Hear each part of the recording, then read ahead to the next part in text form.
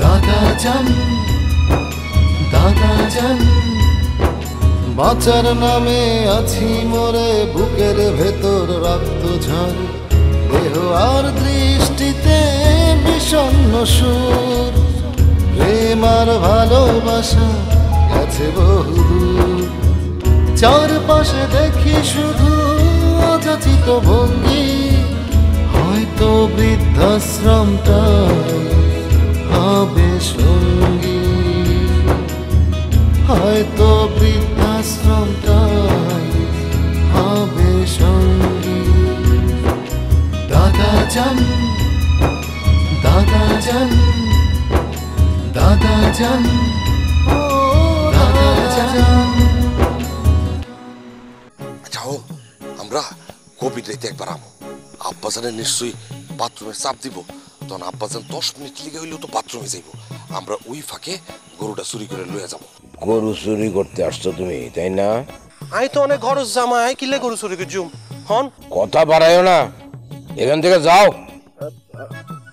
আব্বা, আপনি আমার জামাইরে গরু চোর বলছেন? আমার একটা গরু চুরি হয়েছে, এখন আমার কারো প্রতি কোনো বিশ্বাস নাই। এই তুমি তোমার বড় ভাইদের সাথে এভাবে বেয়াদবি করতেছো কেন? হ্যাঁ, এভাবে গলা উঁচু করে কথা বলা তো ভদ্রতা আমি না, বুঝো না? আমার সামনে তোমার অপমান। ঠিক আছে ঠিক আছে, আমি কষ্ট পাই নাই তো ভাইজান, আমি কষ্ট পাই নাই, ঠিক আছে, অসুবিধা নাই, বড়রা অনেক কথা বলতে পারে, আর ভাইজানরা আপনাদের ছোট বোন না, ওর কথা কষ্ট নিয়েন না। এই লম্বা বেকু, এই কষ্ট নিব না মানে? হ্যাঁ, শেফালি আমগো সবচেয়ে ছোট বোন, ওরা আমরা কত আদর যত্ন করে বড় করছি। হ্যাঁ, এখন সেই শেফালি আমগো লগে মানে বড় গো লগে মুখে মুখে তর্ক করে। বাবা, হ্যাঁ, ওই যে এই যে বেয়াদবিগুলা করে, এসব যে করতেছে, এগুলোর জন্য ওরা কিছু না করতে পারো না তুমি? ভাইজান ইন কি হইতে লাগবেন তো অনের বোনেরে কি আই বেয়াদবি শিখাই না? আপনারা ওকে আদব কেন শিখান নাই? আগে এটা বলেন যে। এ লম্বা বেদ্যপ, আমার বোন বিয়ার আগে কখনোই বেয়াদব ছিল না, তোমার লগে বিয়ার পরেও বেয়াদব হয়েছে। এই বেয়াদবের লগে থাকতে থাকতে একটা বেয়াদব পয়দা হয়েছে। অবুক অবুক অবুক, আস্তাগফিরুল্লাহ, এর মানে কি বলতেছেন যে আমার সাথে থেকেও বেয়াদব হয়ে গেছে যে, নাকি ওর সাথে থেকে আমি না মানে তুক্কু? ভাইজান আমরা কেন এরকম ঝগড়াঝাটি করতেছি? এরকম একটা অবস্থার মধ্যে ঝগড়াঝাটি করাটা কি ঠিক হইতেছে আপনারা বলেন? আর তাছাড়া এরকম একটা মিথ্যা অপবাদ আপনি আমাকে দিচ্ছেন, এটা কিন্তু আমি সহ্য করব না। ভাইজান, তোমরা আমার সামনে আমার স্বামীর এইভাবে অপমান করতে পারলা? তোমাকে বুক একটুও কাঁপলো না? না ঠিক আছে, ঠিক আছে, আমার তো তোমার দরকার নেই তো, ঠিক আছে, আমার স্বামীর এই অপমান আমি সহ্য করব না। চলো আমরা এই বাড়িতে চলে যাই, আমরা এই বাড়িতে থাকবো না, আমি গোসা করবো, গোসা করে আমার হাজবেন্ডে নিয়ে এই বাড়িতে আমি চিরদিনের জন্য চলে যাবো, তাহলে খুশি হবা? বই দোহাই লাগে তুই গোসাটা কর, আল্লাহ পাক যেন তোর গোসাটা কবুল করে, তোরা বিদায় হ। শেফালি তুমি চুপ করো, খবরদার তুমি গোসা করবা না, আর তুমি ভাইয়াদের মুখে মুখে তর্ক করবা না, ঠিক আছে? আমার সামনে তোমার এরকম বেয়াদব বলবে? এই বেদ্যপ কই নাই তো, লম্বা বেদ্যপ কইছি, লম্বা বেদ্যপ। আমি অবশ্যই গোসা করবো, আমি গোসা করে বাড়িতে চলে যাবো। অসম্ভব, তুমি এভাবে গোসা করতে পারো না। ভাইজান আপনারা টেনশন করবেন না তো, আমি ওকে দেখতেছি, ওর গোসা বসা যা হইতেছে মাথা টাথা ঠান্ডা আমি করতে চাই। চলো চলো আমার সাথে আসো, ভিতরে আসো। কিছুতেই বাড়ি ছেড়ে যাইব না। এটা কি আর আমি বুঝি না? চিটাগাংয়ের কোন সিপাতে হাজির হয়েছে জানে। উফ, আর আমার বোনটার মাথা যে কি দিয়া দোলাই করছে, জামাই ছাড়া কিছুই বোঝে না, ওর তো জীবন অন্ধকার। মাঝে মধ্যে মনটা এসে বকইটা গটকালি করছিল যে বিয়ের ওরে জুতা বেড়া করতে, কি আজাবটা যাই না ফালাইছে আমাকে পরিবারের মধ্যে। থাক, বাদ দাও, পুরানটা বাদ দাও। ও ভাইজান, হ্যাঁ ওই যে গরু চুরির কথা কি জানি কইছিলা? সবাই ঘুমায়া পড়ুক, এরপর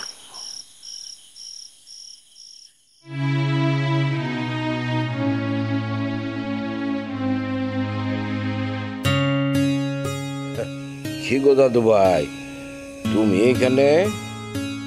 দাদাজান, আপনি সারাদিন আজকে কোনো খাবার খাইছেন? কি হলো দাদাজান, কথা কইতেছেন না কেন? আমি একটা মানুষ, সারাদিন কি খাইলাম না খাইলাম সেই খবর নেওয়ার মতো একটা লোক কি এই বাড়িতে আছে? দাদাজান, আমরা সবাই সকাল দুপুর রাত 3 বেলা খাইলাম, আপনি এক বেলাও না খেয়ে কেমনে আছেন? না খেয়ে থাকার অভ্যাস আমার হয়ে গেছে দিদি ভাই, এই কিরে আর এক শালার ফসলাই দিকে আইসা হাজির হয়েছি বুঝতেছি না আজকে কি গরু পাহারা দিতে পুরো ফ্যামিলির লোকজন উস্তাদ মশার কামড় দেয় আমার ডেঙ্গু হয়ে যাবি শালা ফসলা ডেঙ্গু হলে হোক ডেঙ্গুর মায়ের ডেঙ্গু মাটি দিয়ে রাখ চোখও কামড়াই আমার এত কামড়াই আমিও তো এটাই বুঝতেছি না আমারও তো মশা কামড়াইতেছে না পরে কামড়াইতেছে কেন হ্যাঁ মশার লগে ওর মনের শত্রুতা আছে ও আমার লগে শত্রুতা তোর লগে পীড়িত না এই পীড়িত মানে কি একটু দিয়ে দেবো এই কি ঝগড়া করতে আসছস নাকি গরু চুরি করতে আসছস উস্তাদের থামান তো খালি এরকম করতে থাকে আমি কিন্তু আর আমনা করে দিতেছি আর যদি একটা করে ঘুষায় নকশা বানানো ও কি করে দাদা জান এটা তো আপনার সংসার আপনার বাড়ি আপনার ঘর আপনার যখন মন চাইবো আপনি তখন পাতিল খুললা খাবার নিয়ে নিজে খাবেন আপনারা কে আটকাইবো কন কেউ আটকাইবো না তো দাদু ভাই তোমার দাদি যান এই বাড়িতে বেনারসি শাড়ি পিন্ধা নতুন বউ হয়ে যখন ঢুকলো তারপরে কাফনের কাপড় পইরা যখন এই বাড়ি থেকে বিদায় হইল এই সময়ের মধ্যে কোনোদিন আমার পাতিলে হাত দিতে হয় নাই হ্যাঁ আজকে পাতিলে হাত দিব তোমার দাদি যান চলে যাওয়ার পর থেকে কেউ আমারে খাবার সাধেও না আমিও চাই না দিলে খাই না দিলে না খাই আচ্ছা আমি যে আপনার নাতনি এই কথাটা আপনি একদিনও কইছেন আমারে দাদু ভাই কারো প্রতি আমার কোনো অভিযোগ নাই কিসমতে থাকলে খাবো না থাকলে নাই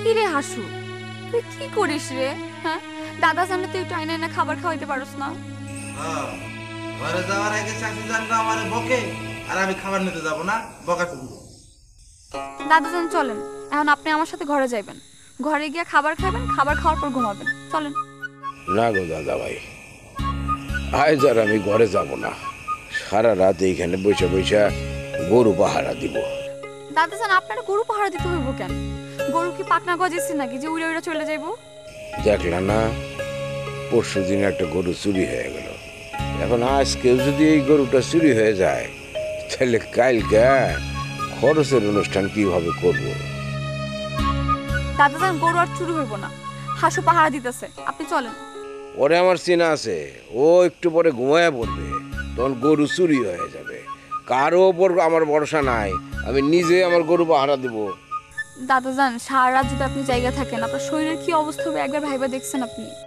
আফসোস তোমার মতো করে কেউ যদি ভাবতো আমি চারটা ছেলে মেয়ে মানুষ করছি কেউ আমার কথা ভাবে না তোমার মতো করেও ভাবে না আফসোস কি জানো অন্তত একজন যদি তোমার মতো করে ভাবতো তাহলে তুই ঠিক আছে আপনি ঘরে চলেন ঘরে গিয়ে এখন খাইবেন তারপর শুইবেন চলেন চলেন করতেছি আমি ঘরে যাব না যদি খাওয়াইতে হয় তাহলে এইখানে নিয়ে আসো এইখানেই খাবো কি কইতেছেন এই গোয়াল ঘরে কি ভাত খাওয়া যায় নাকি এখানে কি ভাত খাইবেন আপনি চলেন তো আমার সাথে চলেন আসেন আসেন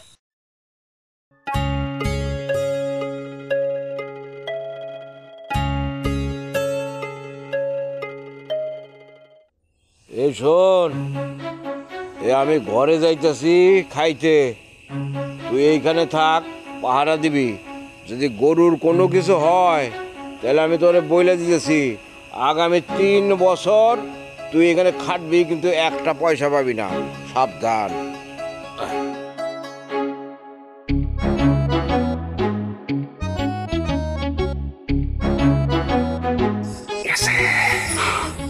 দুইজন গেছে রইল বাকি এক এই বন্ধুরে কেমনে সাইজ করা যায় কেমনে সাইজ করেছে উস্তাদ আছে আছে বুদ্ধি আছে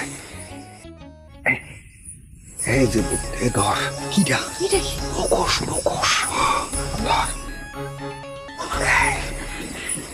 পুরা ফেল তাড়াতাড়ি পুরা ফেল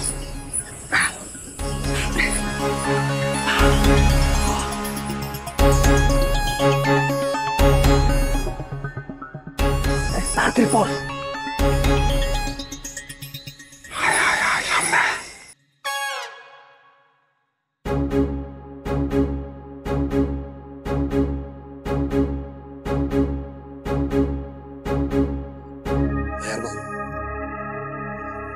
আব্বাজান তো নাই, হাসু এনে একা ঘুমাইতেছে।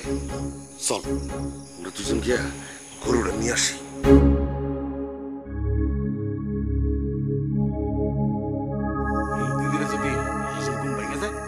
আরে আমাকে দুজনের মুখ তো গামছা দিয়ে বন্ধ করা, হয়তো চিনবো না অন্ধকারের মধ্যে, তাই না? আর গিয়াই পয়লা লাইটের সুইচটা বন্ধ করে দিব। আর যদি জায়গা যোগ্যও যায় তাইলে ওরে গামছা দেওয়ার মাথাটা পেঁচে ফেলাম। চলো ভাই চলো।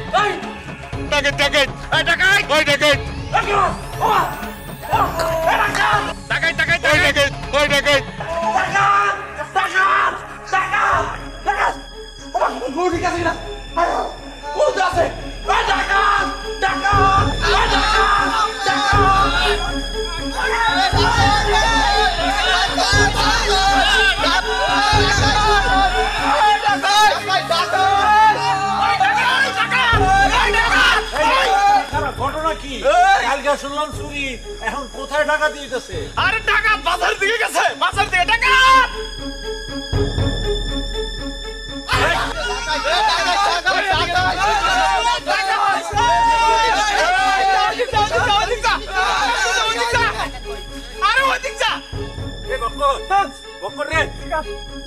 টাকা দিচ্ছে?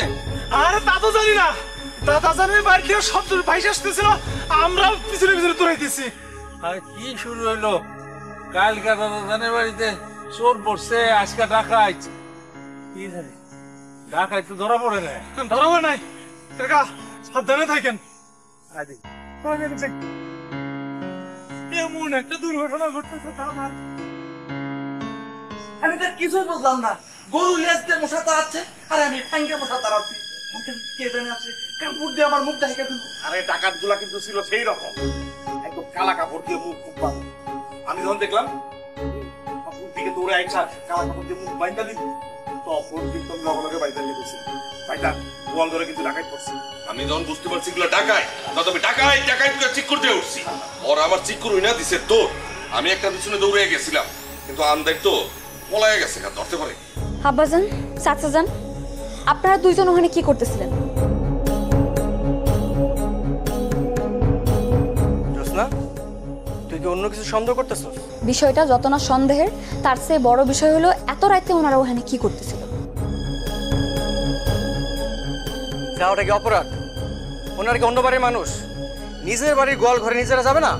সুজন, তুই না যাই না একটা কথা কইবি না। গতকাল দাদাজানের পেটে একটা খাবারও যায়নি।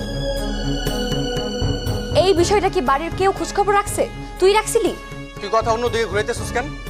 তুই আগে আমার প্রশ্নের উত্তর দে। এই বাড়িতে একটার পর একটা ঘটনা ঘটতেছে।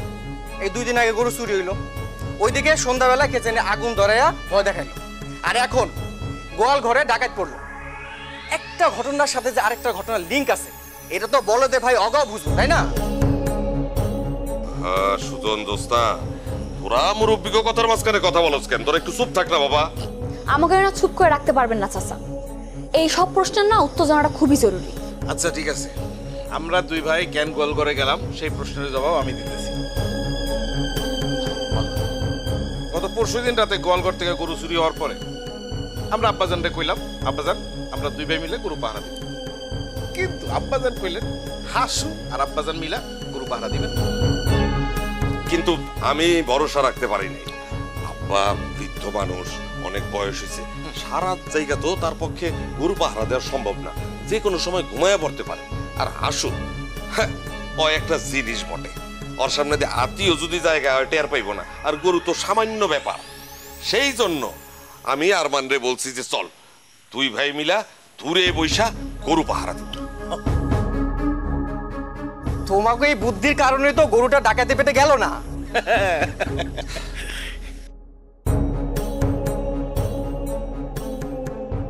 দাদাজান রে আমি বুঝায় সুঝায় ঘুম পাড়াইলাম। এই ঘুম পাড়ানোর পরে দাদাজানের গরুটা চুরি হয়ে গেল। এখন দাদাজানটা আমি কি বোঝামো? দাদাজান তখন মনে করবো গরুটা আমি সরাইছি। বুঝছি। আব্বাজান, চাচাজান, আপনারা যে ঘরে যান, আমি গরুর কাছে গেলাম। ওখানে আবার গরু সামনে না থাকলে পরে কি ঘটনা ঘটা যায়, পরে আবার লাগবো কাছে। সুজন তুই ঘুমাবি না?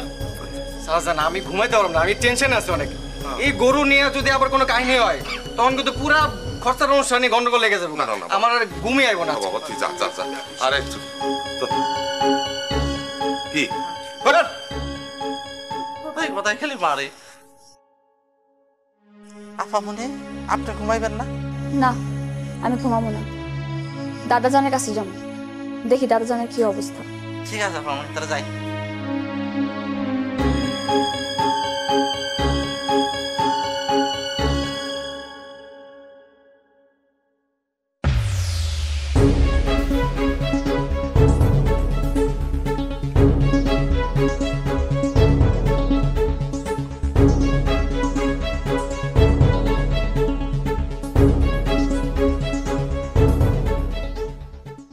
দাদা ভাই, এইবার বুঝি ডাকাইত আসছে গরু ডাকাতি করতে।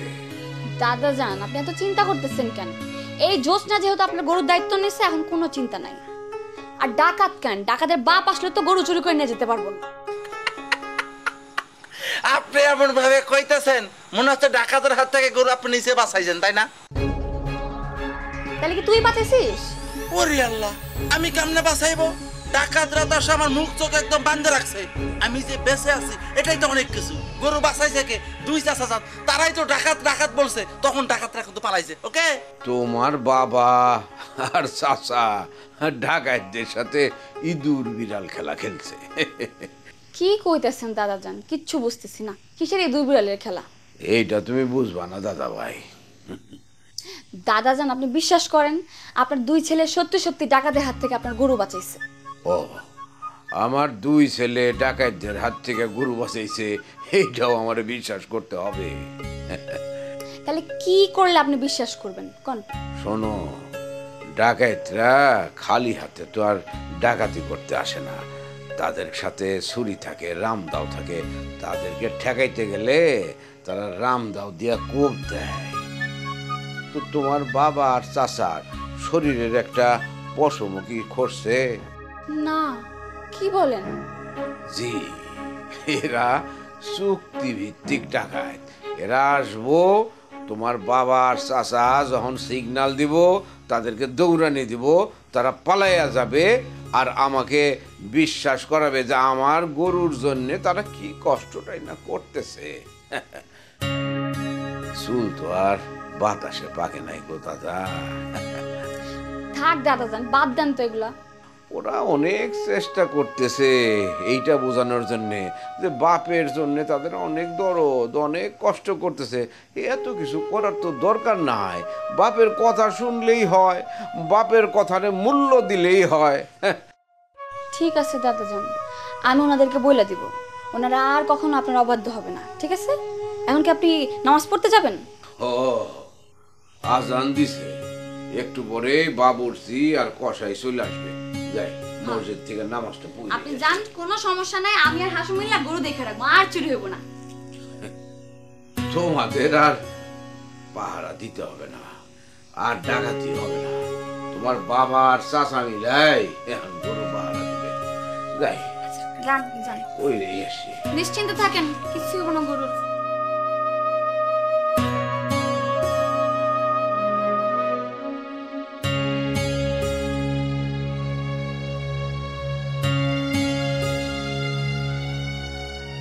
ইহা আমাকে দিচ্ছেন কেন? এটা আপনি পরবেন স্যার। এটা আপনি কি বলিতেছেন? আমি এই পোশাক পরিধান করিব? আপনার চেহারা দেখে আমার মোমবাতি গলে যাইতেছে, যাতে আমার মোমবাতি না গলে, আমি আপনার চেহারা দেখতে না পাই, সেজন্য এখন থেকে আপনি আমার সামনে সবসময় এই পোশাক পরে বসবেন। কথাটা মনে থাকবে স্যার? আমি কইছি বন্ধ মানে রান্না বন্ধ। সরেন তে, বাট এনতে বাট। আরে কি মুশকিল, এটা কিন্তু আপনি খুব খারাপ করলেন, আপনি কিন্তু গায়ে হাত দিলেন।